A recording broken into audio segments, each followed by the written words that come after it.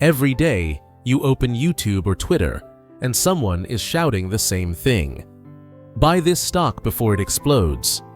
Next multi-bagger alert, 1000% return in 3 months. And millions click. Because that's what most people are chasing, the next shortcut. But let me ask you something. If everyone could get rich following tips, why aren't they? Because the stock market doesn't reward excitement. It rewards understanding. Class begins.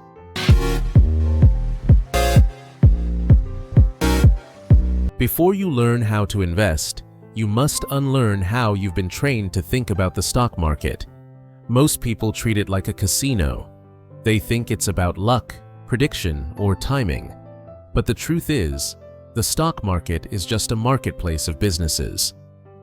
The 3 questions every smart investor asks. 1. Is this business understandable? If you can't explain how the company makes money, you shouldn't own it.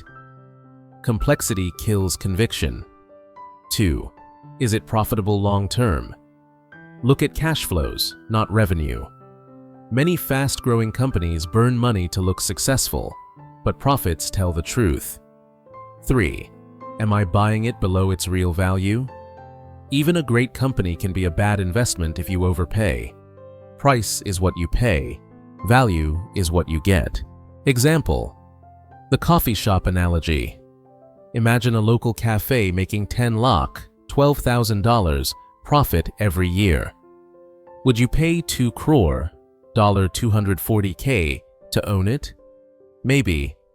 Would you pay 20 crore, $2.4 million?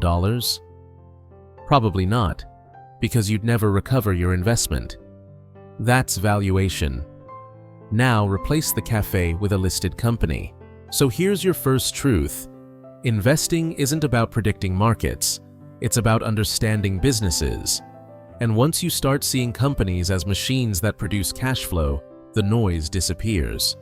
In Chapter 2, we'll decode the language of these machines. How to read financial statements like an investor, not an accountant.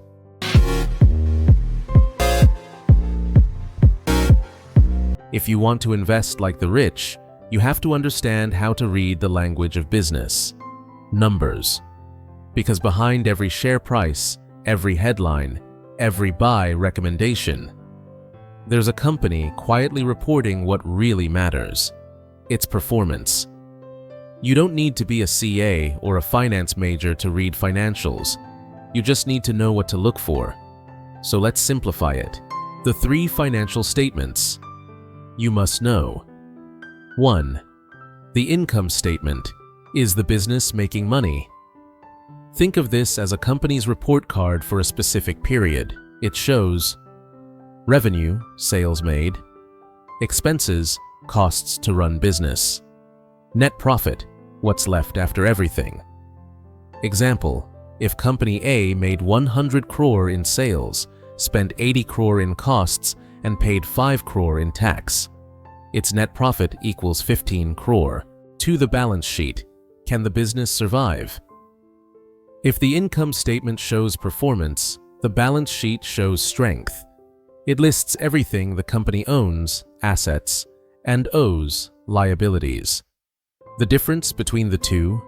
Equity. That's the value belonging to shareholders. Your value if you own the stock. Example: a company with 500 crore in assets and 300 crore in liabilities has 200 crore equity. 3. The cash flow statement. Is the business truly profitable?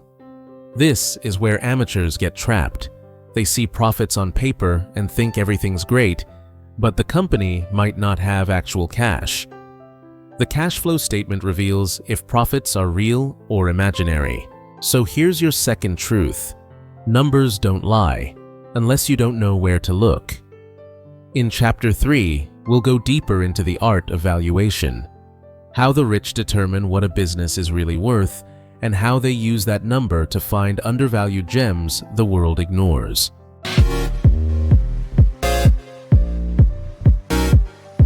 Understanding a business is half the battle. The other half is knowing what it's worth. Because even the best business in the world can be a bad investment if you pay the wrong price. This is where most investors lose, not because they picked the wrong company, but because they paid too much for it. The 3 common valuation methods. 1. Price to earnings, PE ratio, measures how much investors pay for each 1 rupee of profit. PE equals price per share, divide by earnings per share. Lower PE than peers or industry can indicate undervaluation, but context matters. Example: 2 IT firms, Company A PE equals 15, Company B PE equals 30. 2. Price to book, PB ratio, compares price to net assets. Ideal for financials, banks, and manufacturing firms. PB lesser than 1 means the company trades below its net worth, potential value pick. 3. Discounted cash flow, DCF method, used by professionals for long-term projections. Estimates all future cash flows and discounts them to today's value. Powerful but assumption sensitive. Small changes can shift outcomes drastically. Example: the real-world difference. 2 companies, both great brands. Company A trades at 15x earnings, growing steadily. Company B trades at 70x earnings, growing fast but fragile. So here's your third truth. Price is temporary. Value is permanent. In Chapter 4, we'll go beyond numbers, into quality. How to spot a company with real strength, staying power, and moat. The kind of business that compounds for decades while others fade away.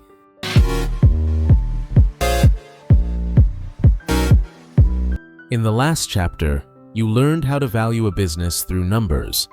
But numbers alone don't make you rich, because the market doesn't reward what looks good on paper. It rewards what survives and grows.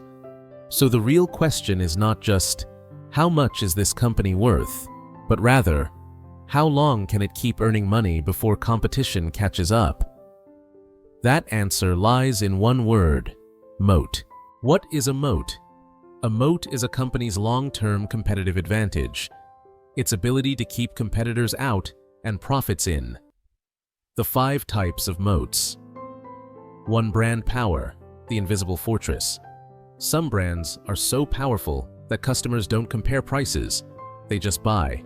Apple, Coca-Cola, Nestle. These companies don't sell products, they sell trust. Their moat isn't technology, it's emotion. Example: Apple's brand loyalty allows it to charge a premium 40–50% higher than competitors and still lead in profits. 2. Switching costs, the golden handcuffs. A business is strong when customers find it hard or painful to leave. Microsoft Office, Adobe Creative Suite, banking systems. These aren't just products, they're ecosystems. Once a user is inside, switching is expensive, time-consuming, or simply inconvenient. 3. Network effects, the compounding advantage. The more people use a product, the more valuable it becomes. That's a network effect. Facebook, WhatsApp, YouTube, Visa. Their moat is scale. And here's the magic.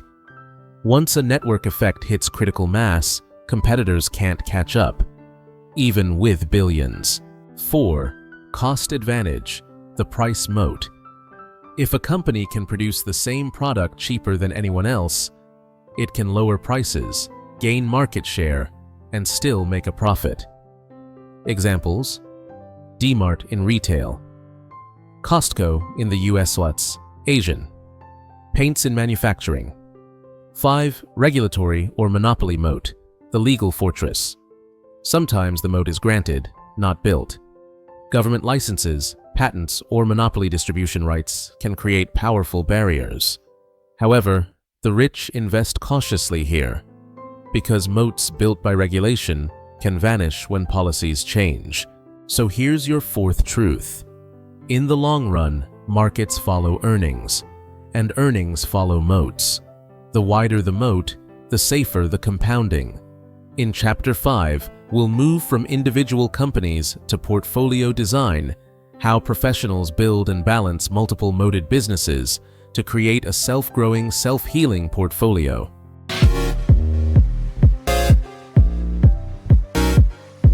By now, you've learned how to find good businesses, read their numbers, and understand their moats. But even the best company can fail.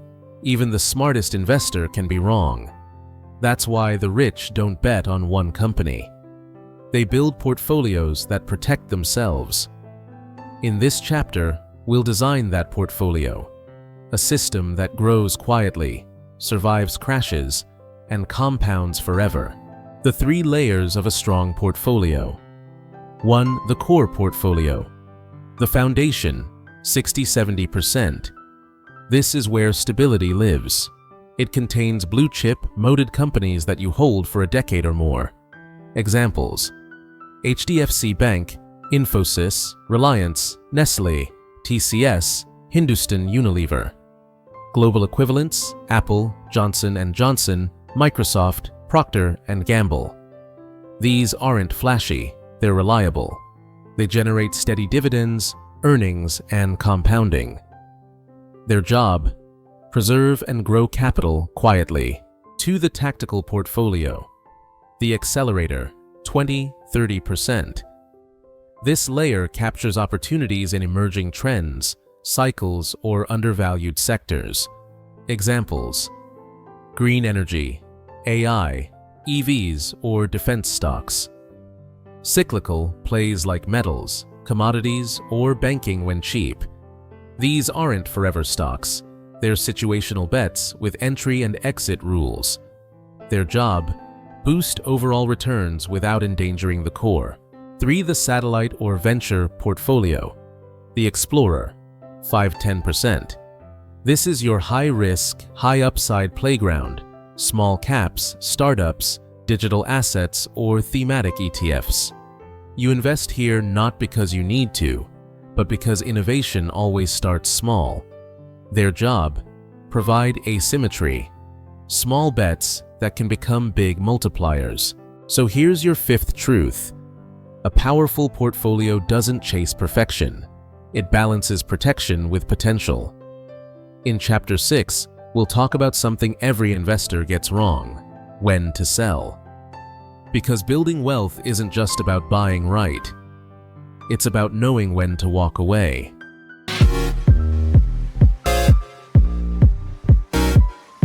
Everyone teaches how to buy. Few teach when to sell. But ask any great investor, your success isn't defined by what you buy.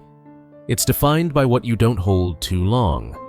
The difference between the rich and the reckless isn't in how they enter the market. It's in how they exit. Because every stock has a story, and every story has an ending. The 3 triggers for selling. 1. The fundamental trigger. When the business breaks, you invest in a company because you believe in its business. So if that business model changes, your reason to hold it disappears. Examples: a company loses its moat or market share. Leadership changes destroy culture or trust. The stock price isn't your cue, the fundamentals are. The wealthy track performance metrics, not price charts. If the story changes, they move on. No emotion, no delay. 2. The valuation trigger. When price exceeds value. A company can still be excellent, but overpriced. Even great businesses become poor investments if everyone's already overpaying for them.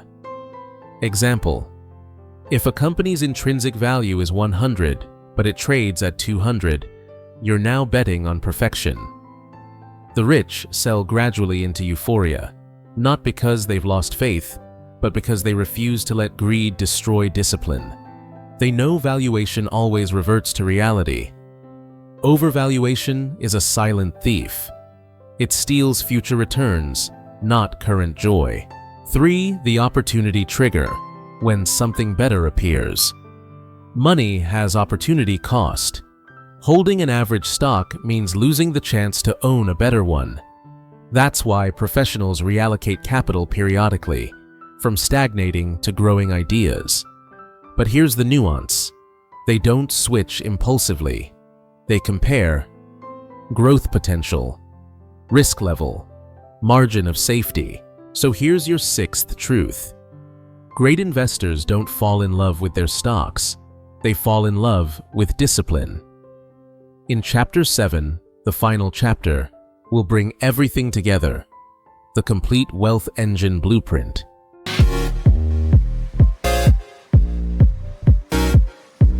You've come a long way. You've learned how to read businesses like books. You've learned valuation, moats, portfolio design, and emotional mastery. Now, it's time to combine it all, to build your own wealth engine. A system that doesn't rely on stock tips, predictions, or luck. A system that quietly compounds for life. Step 1. The foundation, knowledge. Before you invest a single dollar, invest in understanding. The rich don't start by asking, "What should I buy?" They start by asking, "What do I understand?" Pick industries you can explain to a 10-year-old, because simplicity compounds clarity, and clarity compounds wealth. If you can't explain how a company makes money, you shouldn't own it. Step 2. The process, research, value, conviction. 1. Research. Read the story behind the numbers. Understand business model, management, and moat. 2. Value. Calculate intrinsic value. Don't guess, estimate conservatively. 3. Conviction. Buy only when price. Value. Add when price drops, but story stays strong. Exit when price exceeds value or story breaks. That's not luck, that's engineering. Step 3. The structure, portfolio design. Build your portfolio like an architect. Core, 70%. Moated blue chips for compounding.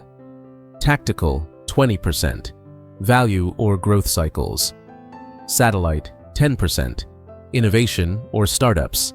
Step 4. The discipline, behavior over brilliance. You don't need genius IQ to get rich. You need emotional IQ to stay rich. The poor react. The rich follow systems. Every professional investor knows this. You can't control markets, but you can control behavior. Step 5. The evolution, global, diversified, timeless. The world is shifting faster than ever. That's why the wealth engine must evolve across markets, geographies, and generations. A complete investor owns local businesses for familiarity, global leaders for stability, innovation themes for the future. You don't need luck. You don't need insider tips. You just need your wealth engine. If this series changed the way you see investing, don't let it end here. Subscribe to Value Over Vanity, because the next phase will take you beyond personal finance into researching, valuing, and owning the world's greatest assets. Comment. What's the first company you'll analyze with this blueprint? Share with one friend who's ready to move from guessing to growing.